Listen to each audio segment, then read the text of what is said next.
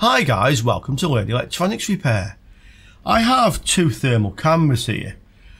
Before I start, I'll just mention that I'm not being paid to make this review. I've not been given these cameras to make this review. These are mine.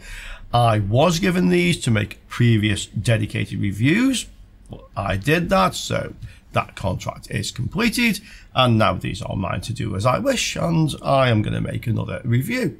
This is not at the request of InfiRAY, actually this is at the request of a subscriber.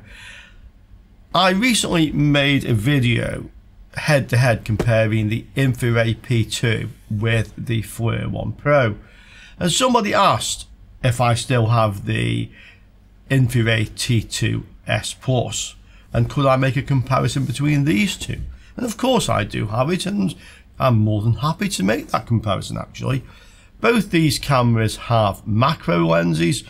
When I got this one, I thought it was about the best I had seen. You can focus very closely on things. It's almost like a thermal telescope, I said at the time. When I then reviewed this one, I found this is also extremely good with the macro lens.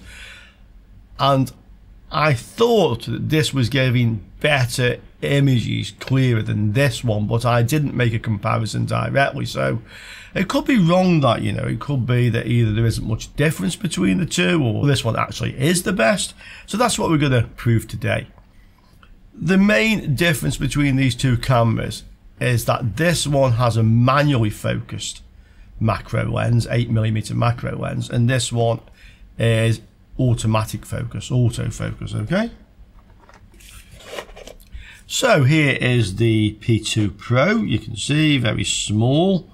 This little cover is in actual fact the macro lens that fits on like so. And this has some sort of coating on it that seemed to stop bright reflective objects appearing as hot to the thermal camera. That's something I've always noticed. For example, electrolytic capacitors, which have like a shiny top surface, look like they're hot when they're not. Okay, hot when they're not. Okay, so that's that one, and this is the T2S Plus. Now this only has the macro lens. It's on there. It's a smaller aperture on the lens, you can see that. It also does actually have a shiny coating that I didn't particularly notice before, and this one you can adjust. Okay, both cameras are 25 frames per second. Both cameras are 256 by 192 resolution, so there should be no difference in that case. Both can be used with Android phones or with a Windows PC, and possibly with Linux as well. I do have the PC software, but I'm actually going to use these on my phone with an extension lead. So we have a USB-C extension in here. I can easily connect one end to my phone or with this adapter to a PC, but mine is too far away to easily do that. And I connect the camera to this end. So let's get the test board, the one we used previously, for a same like for like comparison. And let's try these two thermal cameras and see which, if either, come out on top. So I'll just adjust the focus on the camera. Okay, I have it in focus here, you can see. Let's see how far away I can actually get with it. That's in focus a bit more. Go a little bit more. Okay, that seems a fairly optimal distance.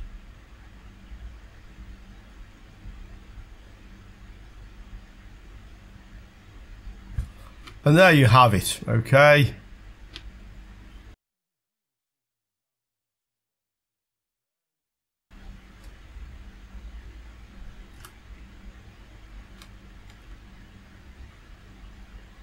We can clearly see, for example, as I saw on the P2 Pro, I have two resistors here that effectively are glowing. That's because they're passing current. I'll put the cursor point over them. You can see the temperature on the left there. Yes, I have my phone sideways. Portrait mode. Okay, so this is what we can see from this thermal camera. Now I'm actually holding this quite a distance from the board, probably 10 centimeters, 8 or 10 centimeters. So let's focus down, so we'll come much closer in and we'll adjust the lens again. Okay.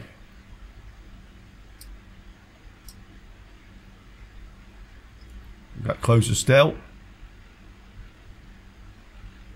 I'm now about 2 or 3 centimeters. How close can I actually get? That's the limit. There. So you can clearly see those components now. But it's quite difficult to use this. You probably notice I'm not using this handheld. It's difficult to maintain the focus on things. But it is like a microscope, as I commented the first time I tried this. Okay. I'll focus a little bit further out, make it a little bit easier to hold this. Increase the distance a little bit there, that's a little bit easier. You can see the crystal there, for example. We can see a MOSFET over here. So that's the results from the T2S Plus.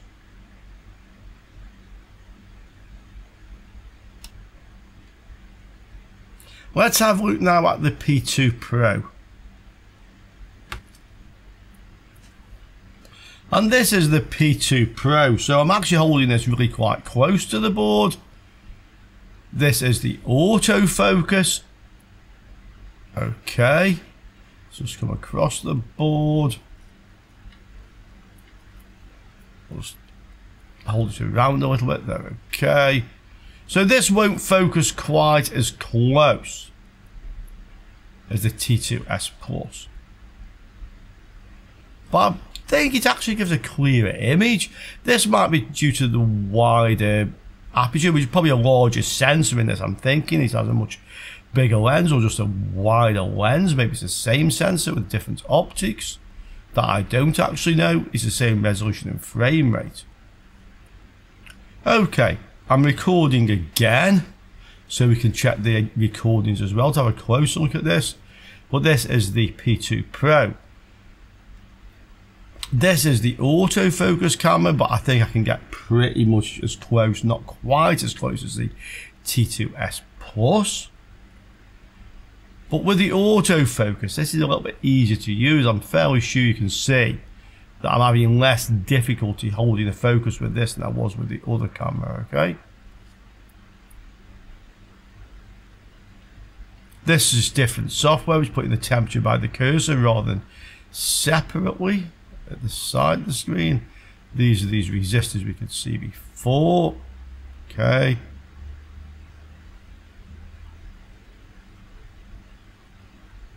The crystal.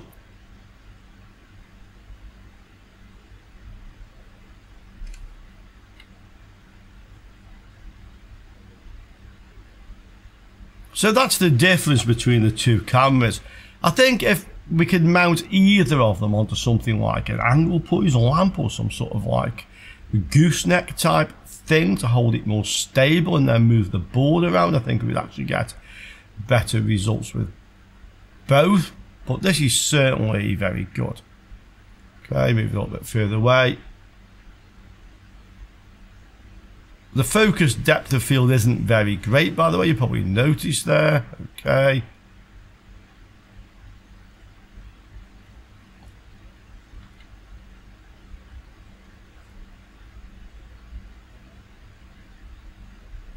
And there.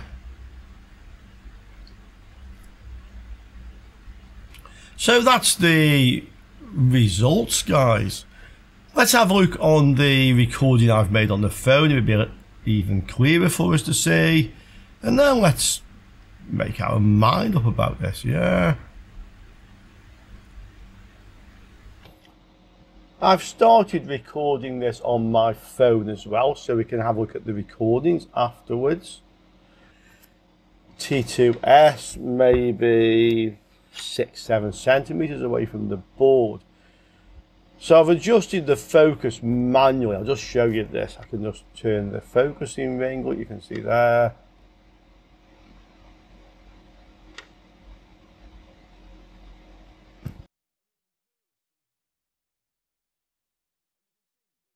And you can see that this is a bit awkward to do, so you have to hold the camera stable and then get the focus. There we go. Okay, if I move it up or down, which I'm doing now, I'm going to lose the focus.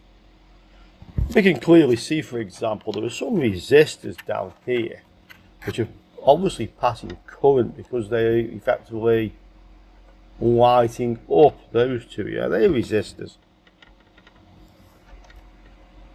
You'll also notice when I bring in my cold pointer, it actually changes, yeah, but you can see that quite clearly. I think I can just monitor the temperature as well.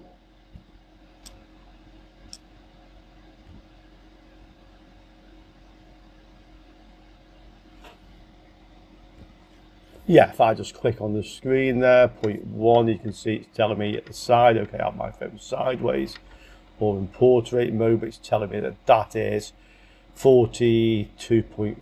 I'll just get onto it, 44. So it's telling you the temperature difference. Look at these components, 0.1 is 39.4, so you can see that. This is the south bridge. And I'm just going to write distance, you can see temperature. So that is working well. Okay, we see another component there, which is warm, 45.3. These ones here, 50 point something, okay, 51. So that is working well. Now with this camera, this is a manual focus, and I can focus much closer. So let me get the camera much closer to the board and then adjust the focus.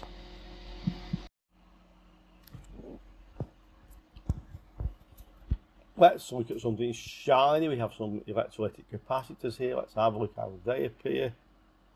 The focus of it. They appear kind of like a purplish sort of glow.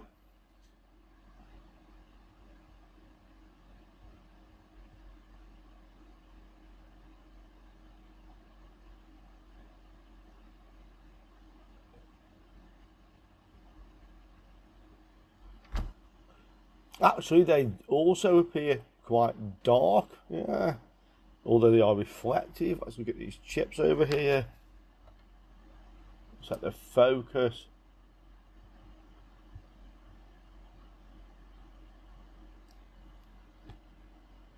Quite clear. Let's put the temperature point on, okay. Adjust the focus again, just get it.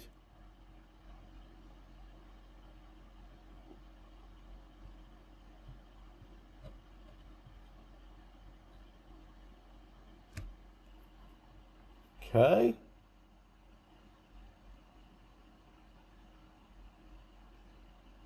Let's look at the P2 Pro.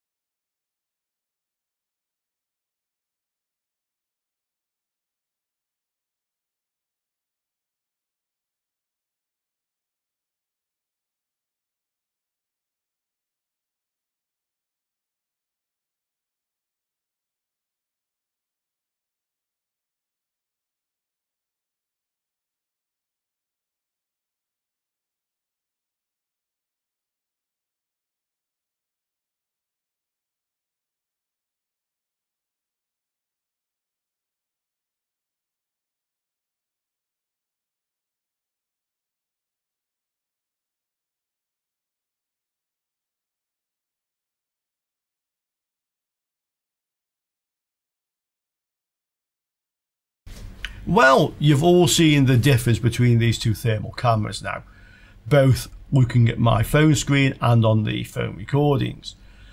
I hope we can all agree that this one, the P2 Pro, actually gives the sharper, clearer image between the two cameras. I don't think that's a difference in sensor. I think it's a difference in the lens. This has a much wider lens. This also has, we can take the macro lens off. You can see the sensor there. It's quite big, although you can't see exactly what is behind there. So it's possible that these two cameras both actually have the same thermal sensor. It's just the optics that are different. I suspect that's the case because the specifications are the same. Which one should you buy? Well, the first thing I will say is these are both excellent, really excellent thermal cameras. If you have one or the other, I honestly don't see the point in upgrading or changing from the one you've got to the other one, okay? This has an advantage of being easy to hold. The depth of field and the focus seems to be a little bit more. You can't alter the position up or down, which you can with this using the manual focus, but you can take the macro lens off and hold it further away. And if you do that, it's similar to the maximum working distance of this one. I didn't show it in this video, but I will link to the previous review of this one against the 401 Pro, and you'll see it's about 10 centimeters, similar to this. This one definitely has the higher magnification. If extreme magnification is really important to you, this is the better one in that respect. Price wise, well, this one you can get around 220 to 250 euros, depending where you buy. And this one is more like 250 to 280 euros. So you may get a better deal than that looking around, but there seems to be about 30 euros price between the two, this being the more expensive. Having said that, unless you're on a really absolute budget, the difference in price, I would say, isn't great enough to make that the most important factor in your decision. It's really down to which you prefer to use. For my 10 cents worth, and why not, I actually would say I prefer this one. That's the one you will see me using, I think. I've just found it's easier to use, and I actually think it's a sharper image. But I'm sure you've all got your own opinions, so guys, get into the comments below and let us know what you think. Thank you to the subscriber who asked me to make that short review. Yes, it was quite a short one for a change. It was a good idea. I hadn't thought of making this comparison. Now we have the comparison and we can all see the difference between the two thermal cameras. Whichever one of these two you buy, if you buy one, you're certainly not going to be disappointed with either of them. I hope you enjoyed watching that. I enjoyed making that one, and I look forward to seeing you all soon on another Learning Electronics Repair video. Ciao for now, guys.